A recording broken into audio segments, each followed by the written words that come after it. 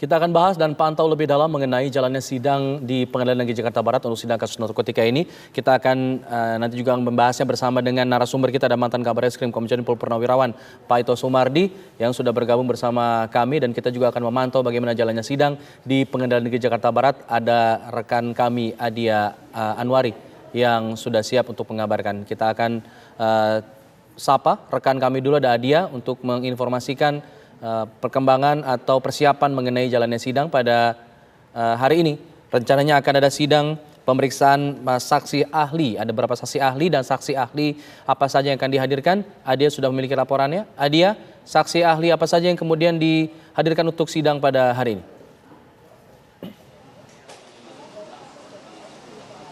Ya, baik, sidang lanjutan atas terdakwa mantan Kapolda Sumatera Barat Teddy Minahasa hari ini dengan agenda pemanggilan beberapa saksi ahli.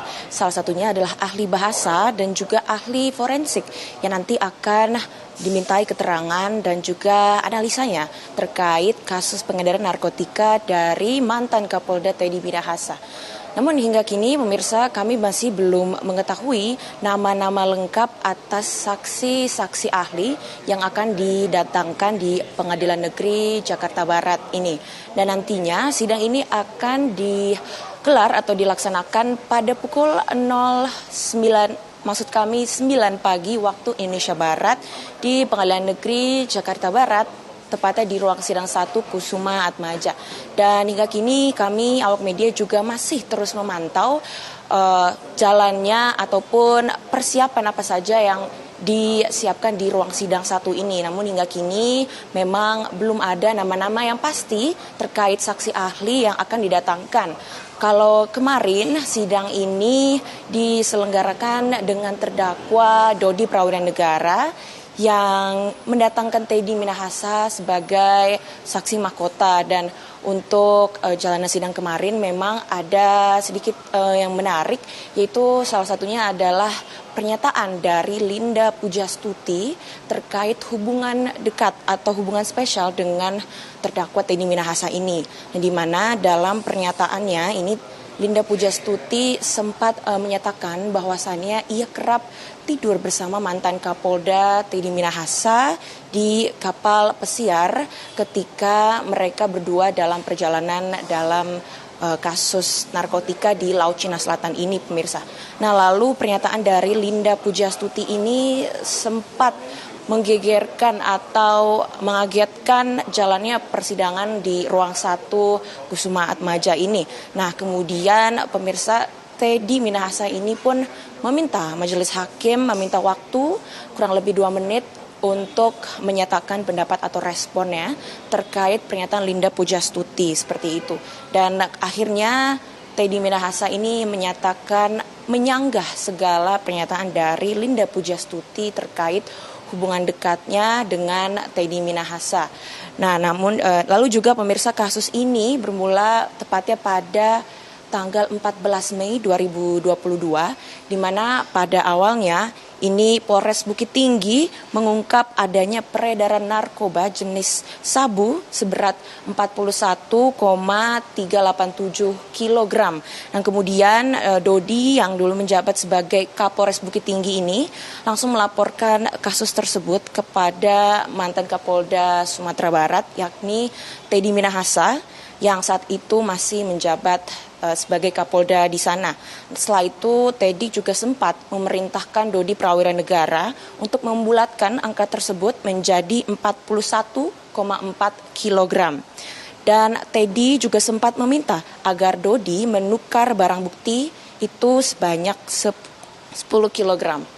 Dan tindak pidana ini pemirsa juga turut melibatkan AKBP Dodi Prawiranegara, Kompol Kastranto, Aibtu Janto P. Situmorang, Linda Pujastuti, Muhammad Nasir, dan juga Syamsul Ma'arif. Dan hingga kini kami juga masih terus memantau keadaan di sini terkait siapa-siapa saja yang sudah datang ataupun apakah nanti persidangan ini akan ditunda ataupun tidak terkait jam mulai berlangsung sidang atau apakah tepat waktu, apakah terlambat. Begitu, kembali ke studio.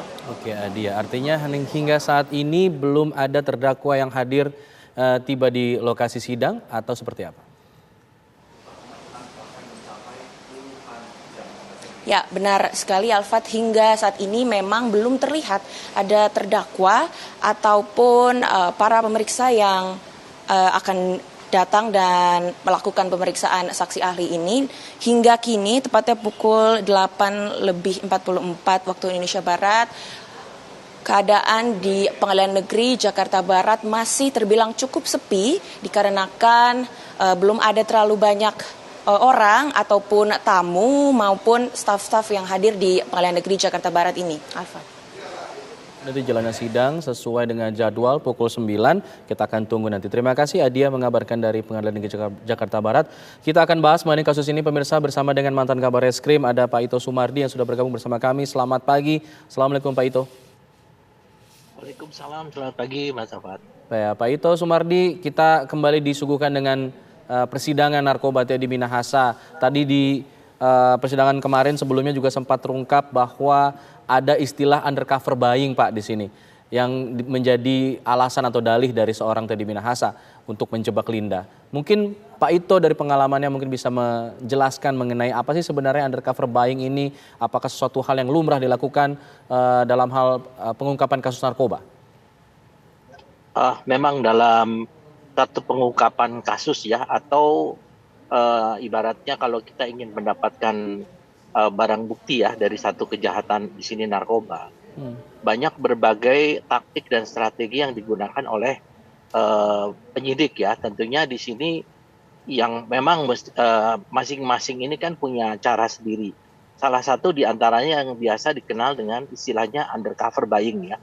Jadi kita membeli tapi kita harus bisa menyatu dengan orang yang akan menjual agar dia tidak curiga. Karena ini kan untuk kepentingan penyidikan dan juga untuk kepentingan bagaimana mendapatkan barang bukti ya. Kemudian kalau saya mengikuti kasus ini dari mulai teknik untuk bagaimana mendapatkan barang ini dan keberhasilan ya, tentunya pada saat pertama. Kemudian setelah itu ada pemusnahan. Setelah pemusnahan kemudian ada pemisahan. Ya, pemisahan. Kemudian dari sinilah awal mula sehingga terjadi kasus sekarang. Ternyata ada penyalahgunaan daripada barang bukti yang disisihkan.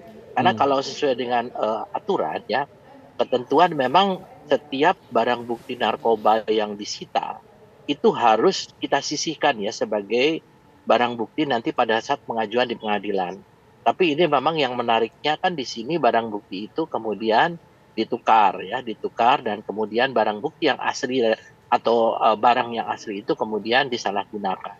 Jadi memang di sini kasus yang menjerat daripada Pak TM dan juga staf ya, termasuk daripada yang saat ini sedang bersidang atau berproses, ini semuanya juga memang kalau saya melihat merupakan satu jaringan ya, satu jaringan yang tentunya harus diungkap. Harus diungkap sampai dengan tuntas gitu ya. Kenapa? Karena keterangan daripada saksi-saksi ini adalah sangat menentukan dari hasil akhir daripada pengungkapan kasus ini. Karena di sini kan menyangkut juga oknum anggota Polri ya yang ditangkap pertama kali oleh Polda Metro Jaya, kemudian setelah diurut sampai dengan Pak TM.